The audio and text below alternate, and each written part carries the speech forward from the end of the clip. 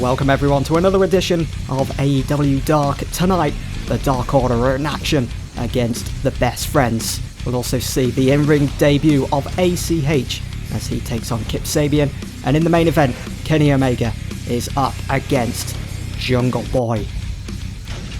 So kicking off this week's episode of AEW Dark, we are backstage with Alex Marvez, and he goes on to say, joining me is one half of the AEW World Tag Team Champions, Kenny Omega. Kenny, tonight you feature on Dark for the first time in quite some time. Any reason behind that?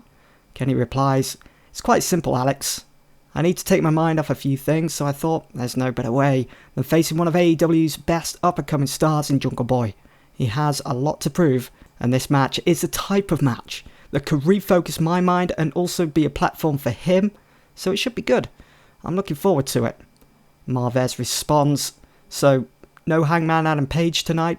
The last few weeks on Dynamite, things seem to be getting a little tense between you two. Yeah, but all great tag champions will go through a little disagreement every now and then. It's nothing to worry about, we're cool. And Kenny walks off, shaking his head, so not too happy with that last question from Alex Marvez, it seems. We get just a 56 for this segment. Strong start to this week's episode of AEW Dark, as I'm aiming to make this show better and better every single week. So let's roll into the next segment then. The Best Friends, Chuck Taylor and Trent Beretta, make their way to the ring, and Chuck picks up a mic. Chuck Taylor, ever since we returned from lockdown, week in, week out, here on AEW Dark, we have done nothing but perform to our very best, and yet we still can't get booked for Dynamite. Yeah, we may not win every week, but that's okay with us. It's to be expected. I shouldn't have put that in, it's a bit harsh. All we want is a chance to show the world what we're capable of. Cody, Matt, Nick, Tony, if you're watching this, do we have to beg? And before Chuck Taylor can finish what he wanted to say, the Dark Order theme plays, and out come Evil Uno and Stu Grayson ready for action.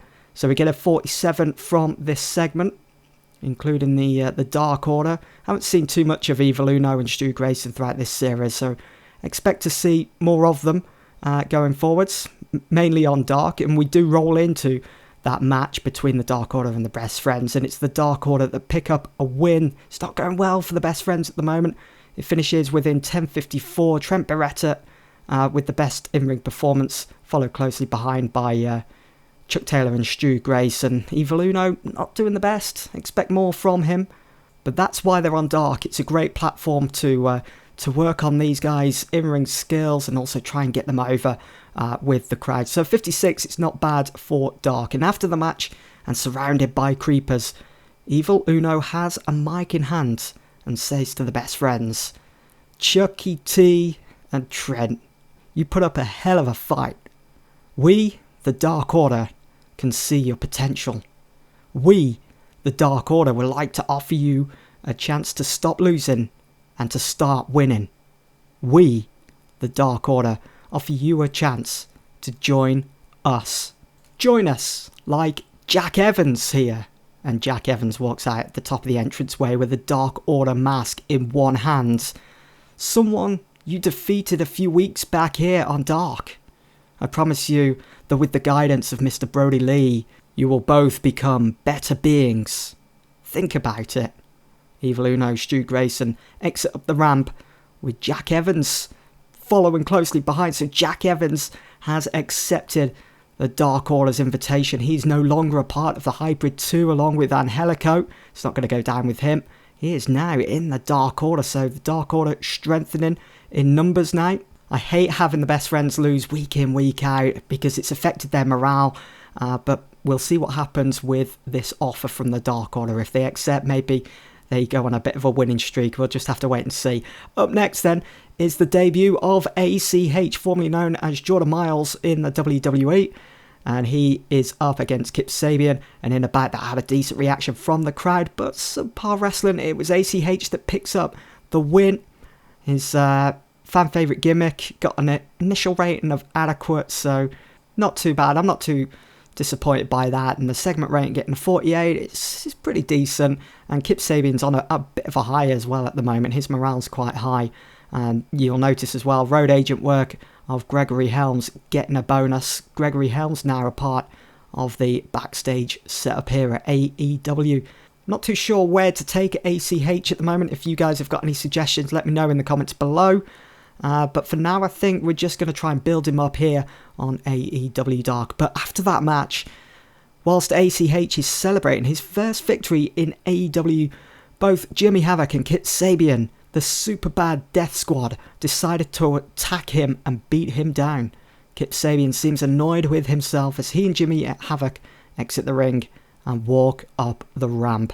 So we know Jimmy Havoc, Kip Sabian, they have good chemistry together as a tag team, so they're going to be going as the Superbad Death Squad. Where we'll take them, I'm not sure at the moment. But this got 58, really good to see. Almost busting into the 60s there again. Gregory Helms taking the helm as the road agent, no pun intended.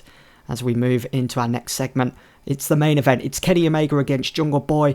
And of course, it's Kenny Omega that picks up the win. I hate doing Jungle Boy dirty like that. It's difficult, really. But Kenny Omega, one half of the tag team champions, is high morale. You can see that in-ring performance as well, 86. It would have been difficult to put Jungle Boy over Omega in this one, especially on Dark. And the match got the crowd buzzing. It got 61. The way I look at it is the fact that Jungle Boy's still young. He's still got plenty of years ahead of him, plenty of opportunities ahead of him still. The segment rating, of course, was penalised for that heel-face combination, both being faces, of course. But 61 for the main event, and after the match, Kenny Omega is walking up the ramp when he gets passed by the Murder Hawk monster, Lance Archer, and he looks pissed as usual. He steps over the top rope and Jungle Boy runs straight into a big boot. Archer is unleashing hell on Jungle Boy. He lifts him up and hits the blackout. Luchasaurus runs out. I know he was at ringside. I should have sorted that one out for the match. But Luchasaurus runs out with Marco Stunt following. But it's a little too late. Archer exits the ring, looks at the camera before he jumps the fan barricade and says, "Everybody dies." And Luchasaurus and Marco are helping Jungle Boy sit up as this week's edition of AEW Dark concludes. So a 53 there, everything looking okay. Luchasaurus was underwhelming, and so, well, Marco Stunt underperformed, but I'm not too worried about that. So we get a 55. I think that's our best overall rating for Dark, isn't it? 55. Week after week, we are just improving, and that's what I like to see as we're slowly making that transition now of turning AEW Dark into that B show. And we'll start that by switching Dark to a completely separate day, because at the moment it's filmed on the same day as Dynamite. So if we film it on a different day, it's almost a completely different event. Not only will we be able to get more money from that, it'll open up opportunities for other TV deals. Maybe we'll sign something with TNT, which is what's going to happen in real life. AEW getting that second show, it probably will be something like Dark, but with more angles in, which I've been doing over the course of this series so far. Anyway, that is it for this week's episode of AEW Dark. Hope you've enjoyed, and I'll see you all very soon for Dynamite.